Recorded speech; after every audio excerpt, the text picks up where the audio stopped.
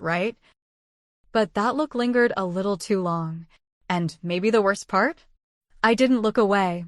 You see, when you've been invisible for so long, being seen feels like a rescue. My husband hadn't touched me in weeks. Hadn't asked me how I was doing, what I was feeling, if I was okay. He'd kiss the kids goodnight, fall into bed, turn over, and sleep. I'd lie there, wide awake, wondering when exactly I disappeared from his world. So when someone else looked at me like I still existed, I let that moment breathe. I didn't push it away. He didn't say anything at first, but his silence said enough. And the way he noticed when I changed my hair, when I wore something different, when I laughed too loudly at a joke that wasn't even funny. He noticed it all. And I noticed him noticing me. That's when it started. Not with a touch. Not with words. Just a feeling. That slow, aching warmth in your chest when you realize someone sees the parts of you thought had died a long time ago. I told myself it was nothing. That I was just flattered. That I'd never cross any lines. But some lines don't need to be crossed to be broken. Some lines blur until you can't even tell they were there in the first place. He never asked to touch. He just asked to watch. And what wrecked me was realizing I wanted that too. They say the most dangerous desires are the ones you never speak aloud. Mine began with silence. And his? His came with a look. A look I pretended not to notice. Because part of me wanted the same thing. What began as curiosity became a slow, steady undoing. One I thought I could control. Until the moment I couldn't. And now, I'm here, telling you this. Not to confess. Not to explain. But because stories like this, they live in shadows. In bedrooms filled with silence. In marriages that look perfect from the outside, but are starving on the inside. So, if this already feels too close to home, if something inside you is whispering, "I've felt that too," then stay with me. Because this isn't just a story. It's a memory I never thought I'd say out loud. Subscribe to Heartfelt Tales Unfold, where silence becomes stories too heavy to carry alone. And maybe, just maybe, this one might echo something you've never dared say aloud either. I wasn't searching for anything, but I noticed. When someone finally looked at me like I was still there. Not a mom, not a wife, not a shadow. Just me. I'm in my mid-30s. 2 kids. A house that's always half clean and a heart that's been half full for years. My husband, he used to hold me like I was something fragile. Used to call me his calm in the chaos. Now, he barely speaks unless he needs something. Phone in one hand, silence in the other. We share space. We don't share much else. We sleep in the same bed, but it might as well be 2 islands. I ask him about his day. He shrugs. He asks me if we have more toothpaste. That's the level of depth now. And I tell myself it's normal. Marriage changes. Life gets loud. Kids take over. But deep down, I was starving for something I couldn't name. Then there's him. He's been around for years, my husband's friend, technically. But over time, he became mine too. In quiet ways. He's the type that notices things other people miss. Like when I cut my hair. Or when my eyes look tired. He asks questions no one else bothers to ask. He listens like it matters. He never flirts. Never crosses lines. But there's something in the way he looks at me. Like he sees all the things I try to hide. Our house is calm. Too calm. It's the kind of silence that doesn't feel peaceful. It feels like waiting. Waiting for something to break. Waiting for someone to notice the walls closing in. Dinner is quiet. The kids laugh. He scrolls. I clear plates. And sometimes I look at that friend across the table, and I wonder if he hears the silence too. We don't talk about feelings in this house. We don't argue. We just exist. But with him, it's like I remember I used to feel. One night, I caught him looking at me while I laughed at something my daughter said. It wasn't a flirtatious look. It wasn't even bold. It was soft. Curious. like he was memorizing a version of me no one else seemed to see anymore. And I felt myself lean toward that warmth, without even moving. I told myself it was innocent, that it was just friendship. But even as I said it, something inside me stirred. Something I hadn't felt in years. Attention. Longing. Recognition. Not of who I am now, but of who I used to be. And maybe, who I still wanted to be. That's the truth. That's where it all began. Not with a kiss.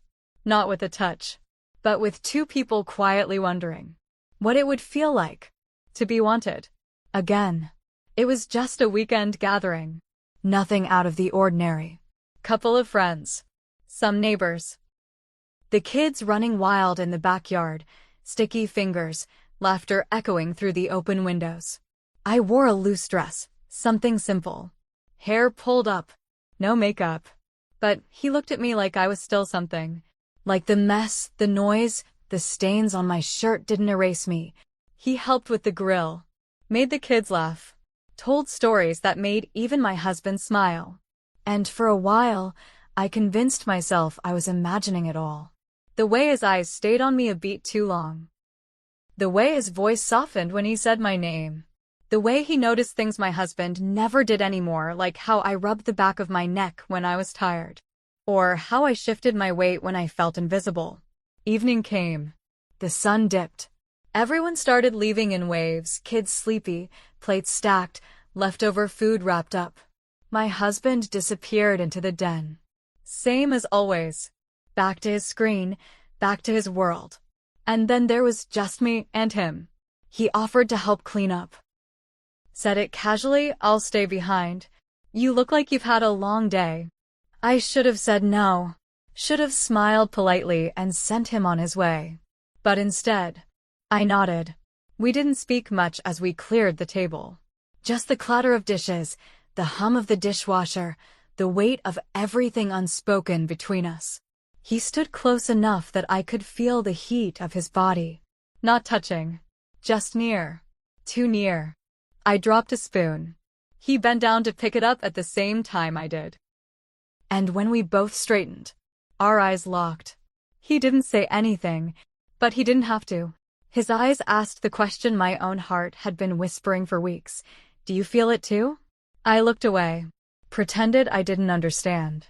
But my hands shook when I turned on the faucet, and still he lingered. Wiped the counter.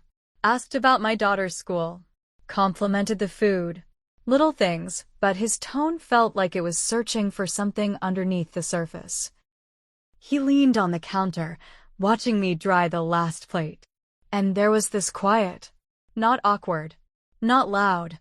Just charged. My heart beat faster. My throat felt tight. Not from fear. From awareness. I told myself it was nothing. Just a friend being kind. Just a tired mom reading too much into a shared silence. But deep down, I knew better. Something had shifted.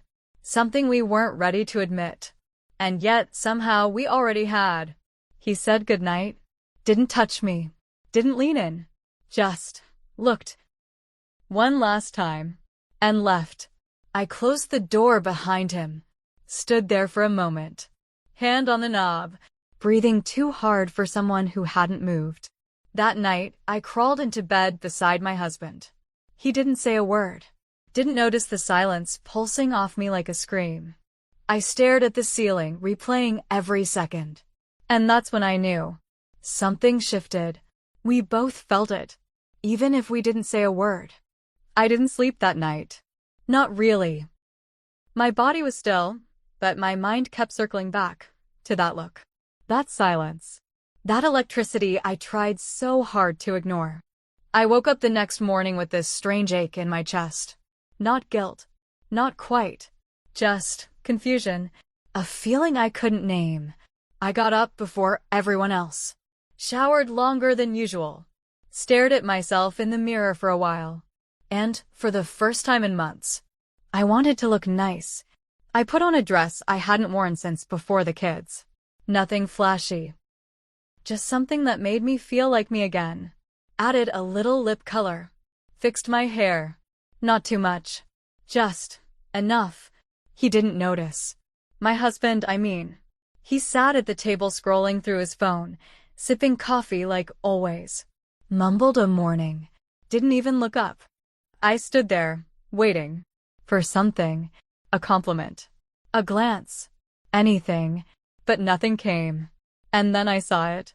That same friend, he'd sent a simple message. You looked beautiful yesterday. I hope you know that. My heart skipped. Not because of the words, but because someone saw me. And that right there was the beginning of the storm. I started putting effort into things again. Clothes, hair, even perfume. But not for the man I married. I told myself it was harmless. That attention isn't a crime. That I deserved to feel noticed. But some days, I think I wanted my husband to notice. Just so I'd have an excuse to stop. To pull myself back. To say, see? I was just trying to get your attention. But he didn't. He noticed the empty peanut butter jar. The rising bills. The misplaced remote. But never me. And the more invisible I felt at home, the more alive I felt whenever that friend walked into a room. It wasn't physical. Not yet. But I started looking forward to things I shouldn't. Like hearing his voice at the door. Like catching his glance from across the lawn. Like seeing that faint smile when we locked eyes for half a second too long. I started laughing more when he was around. Fixing my posture. Touching my neck when I talked. Small things. Things that made me feel wanted. Even if just in my own imagination. And every time he looked at me like I mattered. I hated myself a little. Because I knew what I was doing. Even if I kept pretending I didn't. I was building a secret world in my heart. Brick by brick. And he was in it. And my husband wasn't. But still, I told myself it was fine. It wasn't an affair. It was just attention. Just harmless warmth in a cold, familiar house. But that's the lie we tell ourselves, isn't it? That something only matters when it's physical. That we're safe as long as we don't cross the line. But the truth? I'd already crossed it. In my mind. In my longing.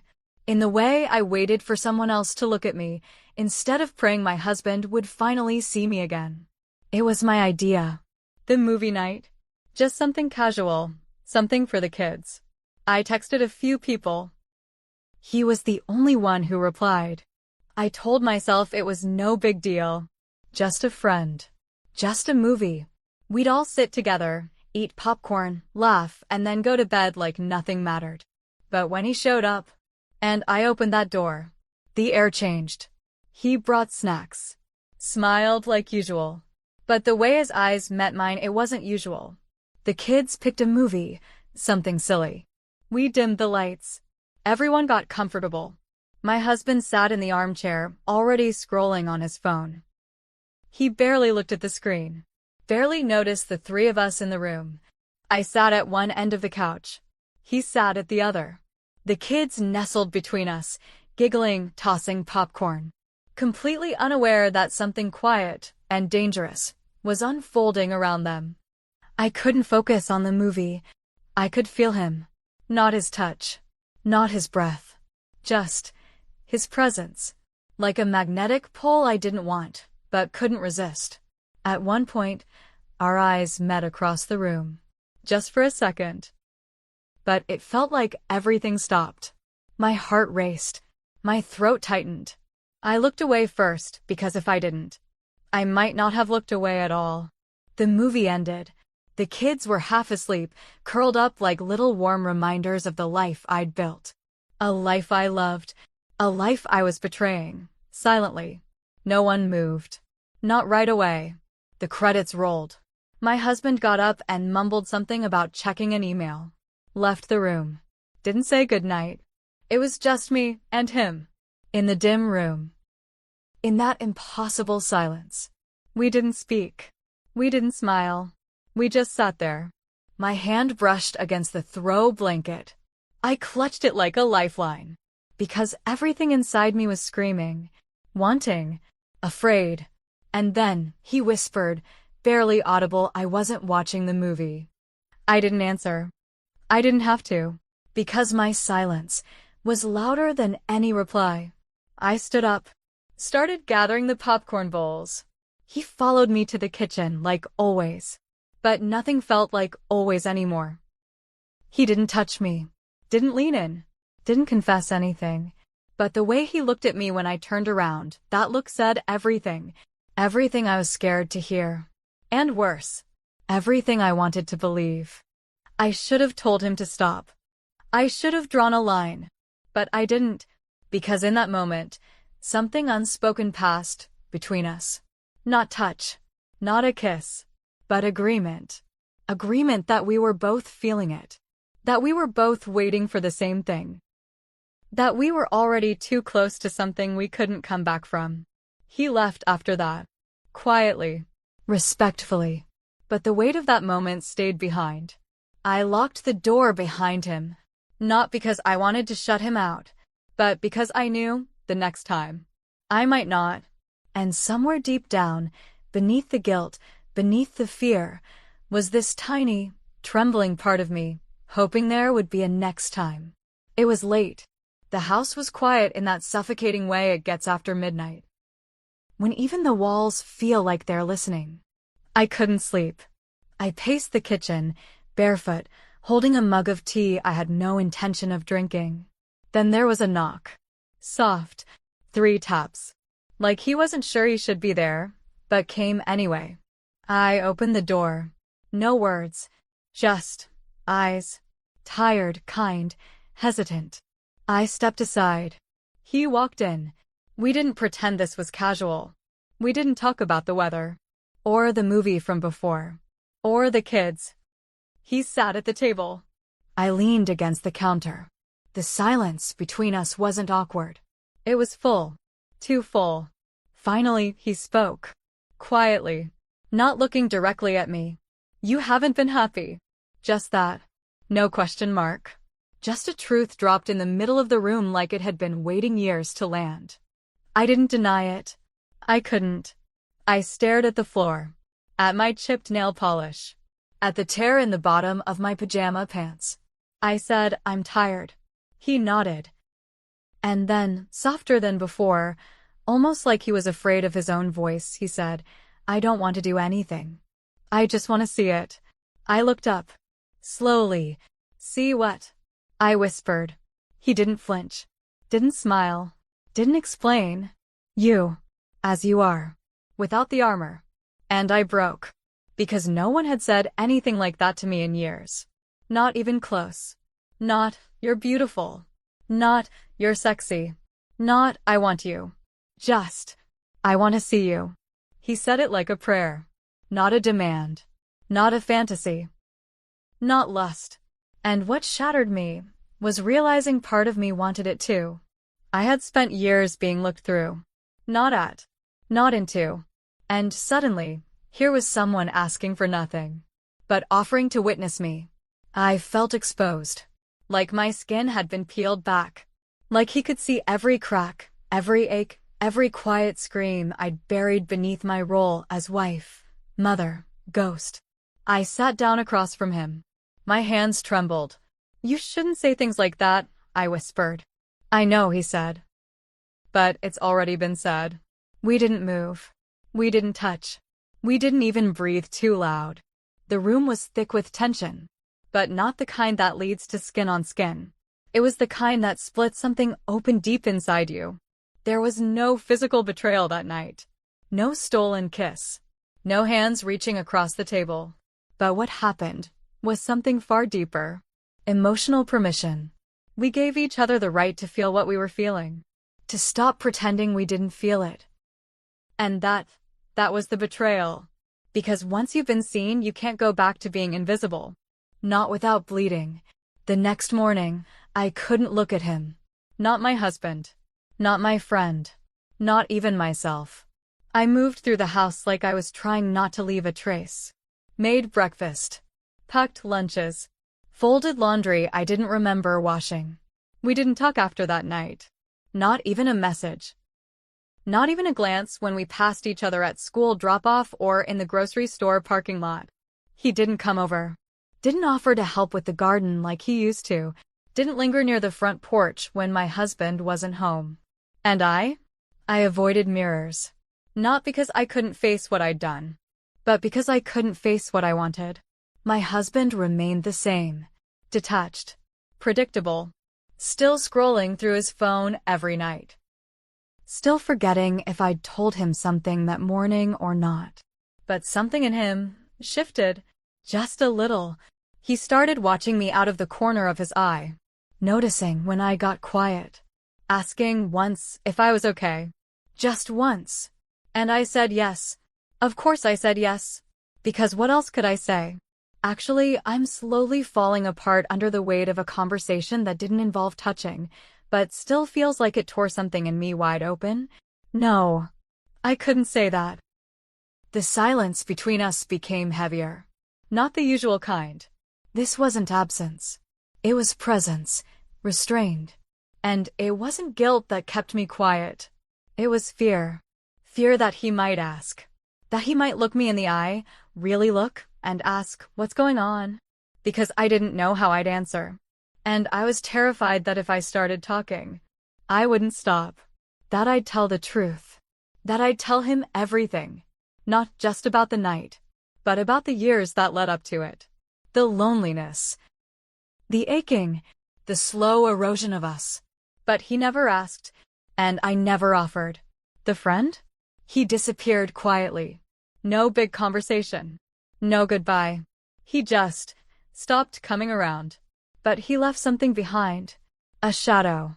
In the hallway. At the sink. In the back of my mind every time I reached for the light switch at night. He was gone. But I still felt him in the silence. In the places where we almost crossed a line. In the breath we held back. In the words we swallowed. My marriage didn't fall apart. Not on the surface. Dinner was still made. Bills were still paid. Kids still laughed. But something inside me had cracked. And no one seemed to notice. And maybe that's what hurt most. Not the betrayal. Not the longing.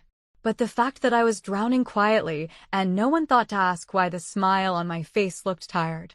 I carried on. Like women do. Like mothers do. Like wives do.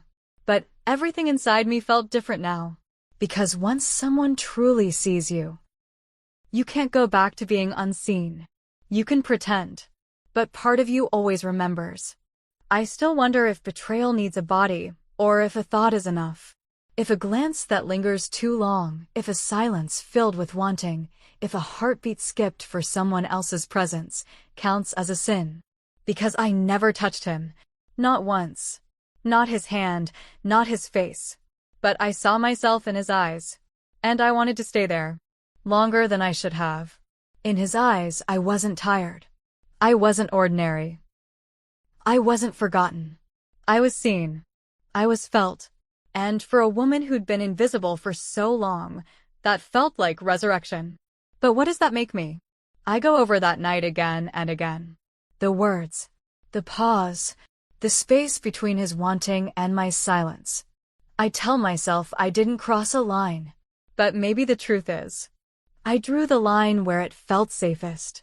Where I could still pretend I hadn't betrayed anyone. But I know better. I know what I felt. And sometimes, the ache of what never happened is heavier than if it had. My husband still kisses me on the forehead when he leaves for work. Still asks what we need from the store. Still reminds me to pay the electric bill.